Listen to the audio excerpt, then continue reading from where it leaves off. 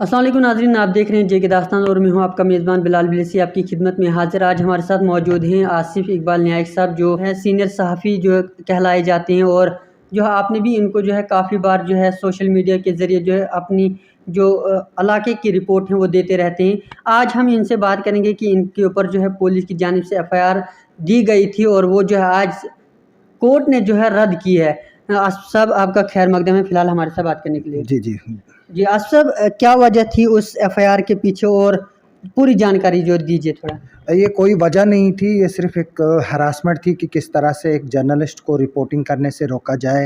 एक पुलिस के फ़ेवर में रिपोर्टिंग जो है उस वक़्त के ऑफ़िशियल चाहते थे। ये नहीं है कि मैं सिर्फ़ पुलिस के अगेंस्ट या सिस्टम के अगेंस्ट जो है वो रिपोर्टिंग करता हूँ। अगर कोई पुलिस में जो है वो आज जिस तरह से कोविड के लिए पुलिस जो है वो अच्छा काम कर रही है वहाँ पर, तो ड्रग्स के लिए अच्छा काम कर रही है किश्तवाड़ की पुलिस, डोडा की पुलिस, तो हमने उनकी भी खबरें चलाई और पॉजिटिव न्यूज़ भी करते हैं। ये नहीं है कि सिर्फ नेगेटिव न्यूज़ करते हैं। लेकिन ये एक इशू जो था, ये एक अख्तर हुसैन हजाम करके एक था, जिसको कस्टोडियल टार्चर किया गया था और पुलिस ने बताया बाद में कि इसने जो है वो अपने आप को फांसी लगाने की कोशिश की थी।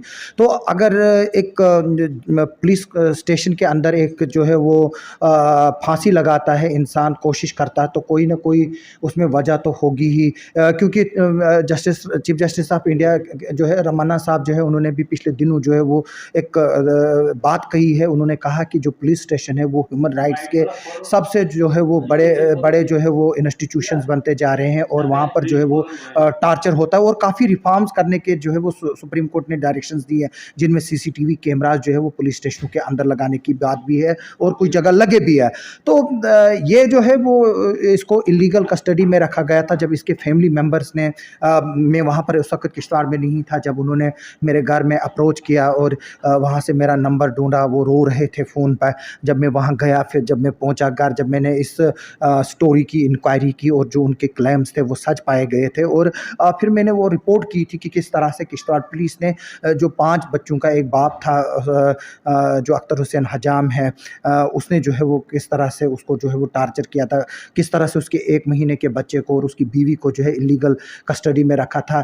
तो पिछले 27 दिनों से 25 दिनों से वो उनके पास पड़ा था। तो जब मैंने ये स्टोरी की, उसकी फैमिली वाले जो है वो कोर्ट में भी गए थे उस वक़्त के एसएसपी, डीएसपी और एसएचओ के खिलाफ, कि इनके खिलाफ जो है वो क्रिमिनल कंप्लेंट जो है वो फाइल की थी, कि इनके खिलाफ जो है एफआईआर जो है वो कोर्ट से जो है वो डायरेक्शंस के लिए गए थे। लेकिन उसका क्या हुआ मैं उस तबसरे में नहीं जाना चाहता हूँ। और आज 3 साल की जद्दोजहद के बाद जब इसको 2018 में हाई कोर्ट ने स्टे किया था, उसके बाद क्योंकि कोविड हुआ तो काफ़ी मुश्किलात हुई। तो जैसे ही इसमें जो है वो फिज़िकल हियरिंग और प्रेजेंस के लिए जैसे ही कोर्ट खुल गए, तो जो जस्टिस रजनीश ओसवाल साहब है, उन्होंने ये एक हिस्टोरिक जजमेंट दी है, जिससे जो जर्नलिस्ट फर्टिनिटी है उनके लिए जो है वो एक राहत की खबर जो है ये लेकर आया। क्योंकि कोर्ट ने जो है वो अपहेल्ड किया है फ्रीडम ऑफ प्रेस को, और जो न्यूज़ मैंने लगाई है उसको कोर्ट ने अपहेल्ड किया है। और कोर्ट ने जो है पुलिस को के इस प्रोसेस को और एडमिनिस्ट्रेशन के इस प्रोसेस को जो है वो abuse of power, misuse of law जो है वो बताया है। जी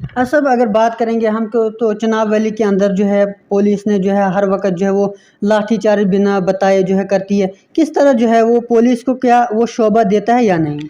देखो, मैं आपको एक बात बताऊंगा, हर केस की नोहियत जो है वो हर डिफरेंट होती है। जी जैसे कल को कोई नेशनल हाईवे ब्लॉक करता है, उसमें सुप्रीम कोर्ट की गाइडलाइंस है कि वहाँ पर अगर वो हटे नहीं उस नेशनल हाईवे की ब्लॉकेट से, वहाँ पर जो है वो लाठीचार्ज करना फिर ज़रूरी बनता है, वहाँ पर फोर्स भी यूज़ होती है। हाँ, अब अगर आप कहीं सड़क से जा रहे हो और आपका कोई पुलिस वाला लाठी चलाता है तो वो जो है वो गलत है। हर केस को, हर जर्नलिस्ट के केस को भी डिफरेंट नज़र से देखा जाना चाहिए। जैसे मेरा केस था, मैंने रिपोर्टिंग की, मुझे उसके लिए एक ही नहीं 2-3 एफआईआर्स लगी हैं मेरे पास। पिछले 23-24 साल का जो जर्नलिज्म का कैरियर है, मैंने सबसे पहले 1996 का इलेक्शन कवर किया था एज ए ट्रेनी जर्नलिस्ट। फिर 2-3 साल में अपने जो मेरे कज़िन ब्रदर है वो कश्मीर टाइम्स के उस वक्त के लीडिंग जर्नलिस्ट थे, और जो हमारे वहाँ पर फिदा साहब है मुगल, उन्होंने मुझे जो है वो मेरे असली उस्ताद है जिन्होंने मुझे इस प्रोफ़ेशन में जो है वो लाया। 96 में मैंने उनके साथ जो है वो काम शुरू किया था। तो आज 23-24 साल तक अगर मैंने नेशनल, इंटरनेशनल जो न्यूज़ चैनल्स हैं या न्यूज़पेपर है वो सफ़र अगर तय किया, तो इसमें मेरे खिलाफ़ काफ़ी केसेस हुए। काफ़ी बार मैंने जो है वो पुलिस की एट्रॉसिटीज़ जो है वो झेली है, चाहे वो 2008 के किश्तवाड़ के कम्युनल राइट्स हो, तब भी मुझे बंद किया था। मैंने एक वक़्त मिलिटेंट्स को जो है वो पुलिस के लोग फ़ोन पे बात करा रहे थे, खाना खिला रहे थे। जब वो मैंने न्यूज़ स्टोरी की थी तो उस वक़्त मेरे को हैरेसमेंट देखने को मिली थी। काफ़ी बार जो है वो जर्नलिस्ट के लिए ये कोई नई बात नहीं है, लेकिन एफआईआरें लगाना जो है वो तब हम लोगों को भी उतनी लीगल एलिजिबिलिटी नहीं थी, लेकिन आज जो है वो अब लॉ के मुतालिक जो है लोग अवेयर है और हर एक को जो है वो कोर्ट्स पे जो है इंसाफ की उम्मीद है, जैसे मुझे भी थी और आज जो है मुझे इंसाफ मिला है कोर्ट से। हालांकि एक एफआईआर और अभी पेंडिंग है, उस पर डिसीजन आना बाकी है और मुझे उम्मीद है कि वो भी इसी तरह क्वैश होगी जैसे ये हुआ। इससे पहले मेरे पर बैन लगाई गई थी 2008 में, जो उस वक्त के डिप्टी कमिश्नर थे शाहिद अनायतुल्ला साहब, तो उन्होंने जो है मुझे 2008 में वर्बल बैन लगाई थी। फिर उस वक्त मेरे जो एडिटर इन चीफ थे द शेडो न्यूज़पेपर के, किंग सी भारती सर, उन्होंने उस वक्त के डीजीपी कुलदीप हुड्डा साहब से वो इशू टेकअप किया था और वो मैटर उन्होंने जो है वो फिर रिजॉल्व कराया था और मुझे जो है वो फिर परमिशन मिली थी, क्योंकि उस वक्त वो रिटर्न आर्डर नहीं निकाला था, वर्बल था। फिर 2018 में रिटर्न आर्डर निकाला जिसको हाई कोर्ट ने जो है वो स्टे किया और कोर्ट ने उस वक्त भी बोला कि मैं तो एक जर्नलिस्ट हूँ, लेकिन एक कॉमन सिटीज़न जो है हिंदुस्तान का, जो ये डेमोक्रेटिक कंट्री है, आप किसी को भी जो है वो किसी भी गवर्नमेंट ऑफिस में एंट्री से जो है वो बैन नहीं कर सकते। तो ये एक लंबा प्रोसेस चलता आ रहा था और अब दूसरी एफआईआर है, ये एफआईआर है। तो मैं जैसे आपने बात की, मैं बोल रहा हूँ कि डिफरेंट किस्म की एफआईआर है। हाँ, कल को अगर कोई जर्नलिस्ट है वो एंटी नेशनल एक्टिविटीज़ में इन्वॉल्व होता है, जैसे हमने देखा कश्मीर में कुछ दिनों पहले जो है वो एक जर्नलिस्ट ग्रेनेड लेकर जो है वो पकड़ा गया, तो वो ऑब्वियसली बात है उसमें एक कड़ी कार्रवाई होनी चाहिए। हमने देखा कि आज हर कोई जर्नलिस्ट बन बैठा है। हम चाहते हैं कि जिस तरह से हर कोई प्रोफेशन फ्लोरिश कर रहा है, हमारा प्रोफेशन भी जो है वो फ्लोरिश करे, लेकिन इसमें अच्छे लोग सामने आए, एक प्रोसेस के थ्रू सामने आए। और अगर कल को मैं कोई सोशल मीडिया पे ऐसी बात लिखता हूँ जिससे हिंदुस्तान की गवर्नमेंट को चैलेंज होता है, तो वो गलत है।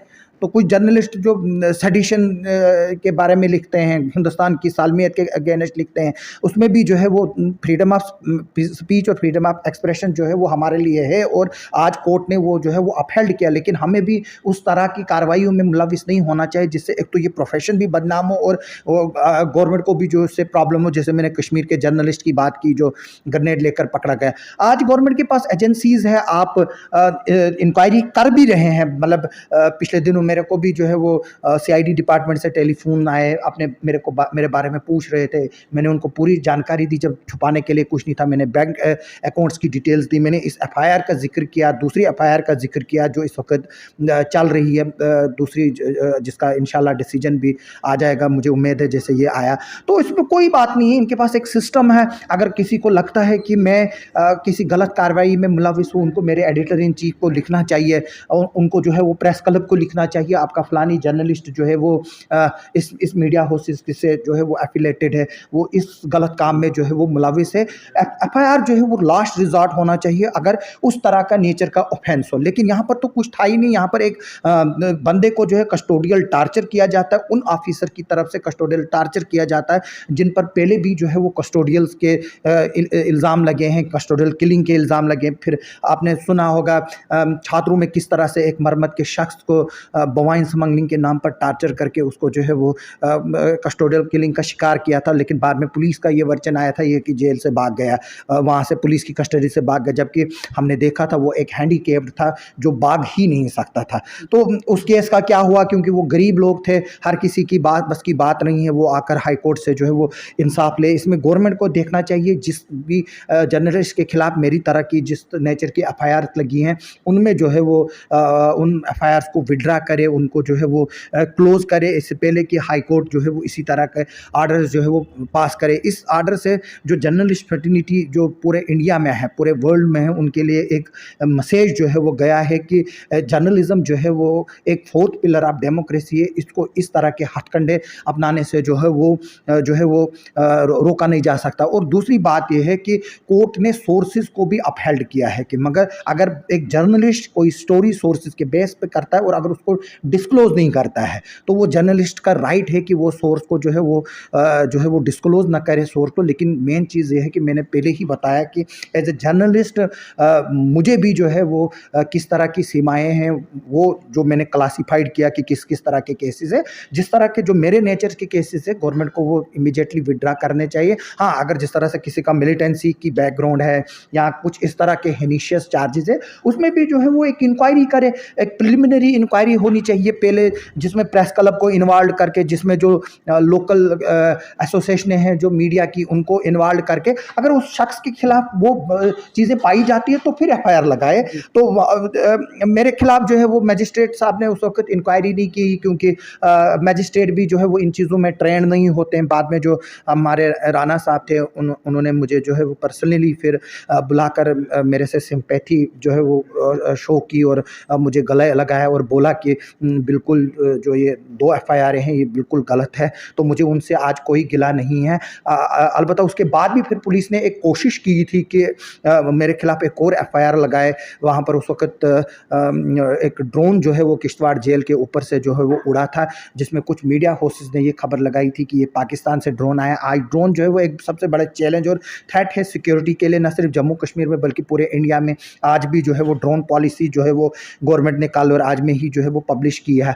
तो वो खबर जो है वो मैंने चलाई नहीं थी, लेकिन जब वो उस एफआईआर लिखने के लिए डिप्टी कमिश्नर साहब को लिखा गया तो उन्होंने फिर मुझे पर्सनली बोला और इंक्वायरी की। मैंने उनको बोला सर आपको मजाज है, आप इंक्वायरी कीजिए। फिर मैंने उनको वो सारे लिंक्स प्रोवाइड किए जिसने न्यूज़ की थी, उसमें मेरा कोई भी जो है वो रोल पाया नहीं गया था। और डिप्टी कमिश्नर ने फिर सिंपली रिफ्यूज़ किया था पुलिस को कि इसमें आसिफ इकबाल नायक का रोल कोई नहीं बनता है। अगर आपको एफआईआर करनी है आप उन मीडिया हाउसेस के खिलाफ एफआईआर करें जिन्होंने जो है ये खबर चलाई है। बाद में उन्होंने जो है वो एफआईआर लगाई हुई है, लेकिन आज उसको भी 2 साल हो गए, लेकिन पुलिस ने ये नहीं बताया आज तक कि उसमें कौन-कौन मीडिया वाला मुलव्विस है। हालाँकि पुलिस के पास प्रूफ्स भी थे, लेकिन ये जो है वो इंडिविजुअली जो है वो टारगेट करना जो था मुझे था, तो वो उसमें नाकाम हो गए। और मैं उसमें राणा साहब का शुक्रिया अदा करता हूँ जिन्होंने बाद में उसकी इंक्वायरी कराई और मेरे को क्लीन चिट दी कि इसमें आपका जो है वो कोई रोल नहीं था। लेकिन इन 2 एफआईआर में जो है वो कर चुके थे और पहले भी जो उन्होंने एक आर्डर निकाला था मेरे को बैन करने की डिप्टी कमिश्नर ऑफिस में, उसको हाई कोर्ट ने स्टे किया था। उसमें भी जो है पुलिस रिपोर्ट को ही जो है वो बेस बनाया गया था।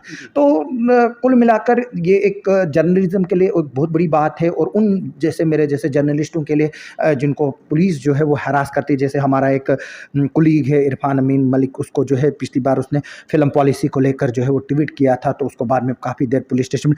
तो गवर्नमेंट को जो है वो हेल्दी क्रिटिसिज्म लेना चाहिए। हमारा अर्ली टाइम न्यूज़पेपर है, हम जो है वो अगर क्रिटिसिज्म करते हैं गवर्नमेंट का या कुछ है, हमारी आज देखिए हालत, एडवर्टाइजमेंट जो है गवर्नमेंट ने टोटल जो है वो हमें बंद कर दी है सिर्फ इसलिए कि हमारे जर्नलिज्म को साइलेंस किया जाए। लेकिन फिर भी जो हमारे वहाँ रिपोर्टर है, जो स्टाफ है, वो कम फाइनेंशियल और सैलरीज़ पे भी जो है वो काम कर रहे हैं, क्योंकि हम जर्नलिज्म को ज़िंदा रखना चाहते हैं। जैसे मैं जो इस वक्त हाई कोर्ट में पहुंचा, इसके लिए मुझे कितनी तकलीफ़ उठानी पड़ी। हालांकि जो मेरे फाजिल दोस्त एडवोकेट फ़हीम शौकत बाट है, वो मेरे बचपन के दोस्त हैं, उन्होंने मेरे को इतनी हेल्प की, लेकिन फिर भी मुझे किश्तवाड़ से आना पड़ता था। ट्रैवलिंग एक्सपेंसेस, यहाँ स्टे करने का, बाकी चीज़ें करने का, ये सिर्फ एक हरासमेंट टैक्टिक्स थी और कुछ नहीं था। आसिफ भाई, ये भी कहा जाता है कोर्ट में कि अगर किसी के ऊपर जो है एफआईआर होती है, बाद में वो जो है उसको क्लीन चिट मिलता है, अगर वो जो क्लेम कर सकता है कि इसमें जो है मेरा इतना पैसा लगा, क्या वो आप चाहते हैं कि वो मिलना चाहिए? अभी मैं इसमें लीगल पे बात करूँगा, क्योंकि मैं आपको एक बात बताऊँगा, हमारे में जो है वो फेडरल सिस्टम नहीं है। हालांकि हमारे लॉ में प्रोविज़न है कि कल को मैं आपके खिलाफ एक एफआईआर फाइल करता हूं जो झूठी बेस पे हो, तो आप तो सफ़र करोगे, लेकिन जो मैंने आपको कंप्लेंट की वो नहीं। जो बाहर फेडरल सिस्टम है, जैसे यूएस है, यूरोपियन कंट्रीज़ है, बाकी कंट्रीज़ है, वहाँ पर जो है वो आउटसाइड कोर्ट सेटलमेंट्स होते हैं। वो सिर्फ इसलिए होते हैं क्योंकि वहाँ पर ये तय है, अगर मैंने एफआईआर आपके खिलाफ की, या तो आपको सज़ा होगी या मुझे सज़ा होगी। लेकिन वो सिस्टम जो है वो प्रोविज़न यहाँ पर है, लेकिन होता नहीं है। आज तक कहीं जितने आप 99% एफआईआर जो है वो कोर्ट में प्रूव नहीं होती है। इवन कि लोग यहाँ पर मर्डर केसेस में जो है वो छूट जाते हैं। जो कन्विक्शन रेट है वो काफ़ी कम है। तो इधर पर हमने देखा कि पिछले दिनों एक न्यूज़ रिपोर्ट आई थी कि एक लेडी है, उसने जो कुछ लोग हैं उनको पैसे मांगना था, ब्लैकमेल कर रही थी और उन पर रेप का इल्ज़ाम लगाया था। तो बाद में उसमें पुलिस ने स्टिंग ऑपरेशन करके वो उसको पैसे देने के लिए जा रही थे, तो पुलिस के साथ मिलकर जब उस लेडी को पकड़ा गया तो उसके बाद ही वो जो है लोग बाहर आए। अदरवाइज़ वो लोग अगर ये चीज़ें सामने नहीं आती तो वो 10 साल 12 साल जो है वो जेल में रहते और उनको कोई पूछता नहीं। तो दोनों तरफ से जो है इसमें सोचने की ज़रूरत है। आज हम 21वीं सेंचुरी में हैं और मैं चाहता हूँ कि जो ये एफआईआर क्वाशमेंट का डिसीजन आया है और जो कोर्ट ने ऑब्जर्वेशन दी है, इसमें गवर्नमेंट जो है वो होम डिपार्टमेंट, यहाँ पर मेरी शैलीन काबरा साहब से रिक्वेस्ट है कि वो इसका नोट ले और जो ये सब कुछ हुआ है उसमें जो है वो डिपार्टमेंटल कार्रवाई होनी चाहिए। जी अशरफ, अब जो है नए नए जो है लोग इस जर्नलिज्म में आ रही, उनके लिए कोई मैसेज किस तरह काम करना है? और जो है आजकल जो है हर मीडिया पर्सन को जो ये बताया जाता है कि अगर आप हमारे हक में नहीं लिखोगे तो हम आपको जो है फोर्स करते हैं और उनको जो है टार्चर करते हैं। हमारे साथ भी काफ़ी बार वाक़ा हुआ है। उनके लिए क्या मैसेज है और एडमिनिस्ट्रेशन के लिए क्या मैसेज? देखो, मैं एडमिनिस्ट्रेशन से यही रिक्वेस्ट करूंगा कि जो जर्नलिस्ट है और जो जेन्युइन जर्नलिस्ट है, देखिए मैं आपको एक बात बताऊंगा, हमारे चिनाब बेल्ट में बाकी जगह पर कुछ ऐसे लोग भी कैमरे के सामने आए जो शराब के नशे में धुत होते थे। कुछ लोगों ने जो उनको प्रोवोक भी करने की कोशिश की। आज यहाँ पर कुछ ऐसे लोग हैं जिन्होंने सोशल मीडिया को मजाक बना के रखा है जर्नलिज्म के नाम पे। हम चाहते हैं कि जो लड़के नए नए हैं वो इस प्रोफेशन में आए, लेकिन इस मकसद से आए कि वो काम करें। हम देख रहे हैं आज जर्नलिस्ट को सिर्फ कार्ड चाहिए तो उसको तनख्वाह से कोई वास्ता नहीं। जो जर्नलिस्ट मुफ्त में काम करने के लिए तैयार है उसका सोर्स ऑफ इनकम क्या होगा? उसका सोर्स ऑफ इनकम जो है वो ब्लैकमेलिंग होगा। जाहिर सी बात है, आप काम कर रहे हैं, अगर आपको तनख्वाह नहीं मिलेगी या आपको कोई जिस चैनल के साथ आप एसोसिएटेड हो, अगर आपको वो पैसे नहीं देंगे या आपको इससे बेनिफिट नहीं मिलेगा, आप इस वक्त जम्मू में बैठे हैं, बलेसा से आए हैं, यहाँ पर आपको कमरे का कम से कम 5,000 7,000 किराया होगा, 5-6 हज़ार अगर मिनिमम हम खाने पे ले, अगर आपको वो चीज़ें नहीं मिलेगी तो आप जो है वो फिर किस लिए है? इसका मतलब है कि जो लोग यहाँ पर तनख्वाहों पे काम नहीं करते हैं उनको जो है वो ब्लैकमेलिंग में जाए। इसमें इंफॉर्मेशन डिपार्टमेंट और सीआईडी डिपार्टमेंट का जो इन्वेस्टिगेटिव एजेंसी उसका काफ़ी रोल बनता है। इसमें बाज़ाब्ता तौर पर ईपीएफ कटता है। जैसे मैं एक ऑर्गेनाइजेशन से जुड़ा हूँ, मुझे टीडीएस कटता है, टाइम्स नो से मेरे को पेमेंट आती है उसमें टीडीएस कटता है, अर्ली टाइम से मेरी सैलरी आती है उसमें ईपीएफ कटता है, वो बाज़ाब्ता तौर पर सरकार के खजाने में जमा होता है। तो जिस जर्नलिस्ट के लिए ये चीज़ें नहीं है उनको चाहिए कि उनको एनरोल करें। अगर आपको तनख्वाह नहीं देगा कोई, जो पोर्टल्स इस वक्त लोगों को जो काम कर रहे हैं ऑन ग्राउंड सिर्फ लोगो थमा रहे हैं, उनको जो 300-400 रुपये में आता है अगर वो उसी में खुश है, इसका मतलब है कि वो ब्लैकमेलिंग करेंगे। हाँ, मैं कहूँगा कि अगर आपको किसी नए चैनल में आना है, आपको 5 महीने 6 महीने एक्सपीरियंस पे रखा जाएगा, आपको चेक किया जाएगा, लेकिन बाद में तो आपको सैलरी का हक बनता है। तो जो इस तरह की चीज़ें उनको चेक करने की ज़रूरत है और रजिस्टर्ड मीडिया को चेक करने की ज़रूरत है। ये नहीं है कि मैं कल को कोई भी चैनल जो है वो यूट्यूब पे खोलूँ या फेसबुक पे खोलूँ, या मेरे को कोई अथॉरिटी ही नहीं है, मैं अनपढ़ हूँ, मेरे को लिखना नहीं आता है, फिर भी मैं जर्नलिस्ट बनूँ। है हमारे ऐसे लोग जिनको जो अनपढ़ है वो भी जर्नलिस्ट है। बिल्कुल। तो इसमें देखने की ज़रूरत है, इसमें काफ़ी चीज़ें देखने की ज़रूरत है। इसके लिए बाज़ाब्ता तौर पर यहाँ पर इन्फॉर्मेशन डिपार्टमेंट है, यहाँ पर गवर्नमेंट बैठी है, उनको देखना चाहिए इस चीज़ को कि जर्नलिज्म के नाम पर जो है कोई ब्लैकमेलिंग तो नहीं हो रहा है। कोई अगर हम इस वक्त हम करप्शन को हाईलाइट कर रहे हैं, अगर मैं खुद ही करप्शन में हम इन्वॉल्व होते तो फिर हमारा जो प्रोफेशनल ड्यूटीज़ है तो फिर वो क्या हुई? जी बिल्कुल। जी बिल्कुल, जिस तरह आपने सुना कि आप सब जो है काफ़ी अरसे से जो है जर्नलिज़्म के साथ जुड़े हुए हैं और काफ़ी एक्सपीरियंस इनको है, और हम भी कभी कभार जब भी हमें कुछ गलती लगती है तो हम जो है इनके साथ बात करके जो है गाइड लेते हैं कि इस जगह पर क्या किया जाएगा। तो और काफ़ी जो है कानून के जो है पाबंद भी रहते हैं और कानून को जो है अच्छी तरह जानते हैं, और उम्मीद करेंगे कि जो इनके साथ जो एफआईआर जो की गई थी वो जो है अब झूठ निकली है, और कोर्ट ने भी आर्डर दिया है कि ये जो है बिल्कुल गलत तरीके से लगाई गई। अब जो बाकी एफआईआर वगैरह जो बाकी जर्नलिस्ट पे लगती है उस पर जो भी है कोर्ट जो है आर्डर निकालेगी कि बिना वजह के जो है उन पर एफआईआर न हो।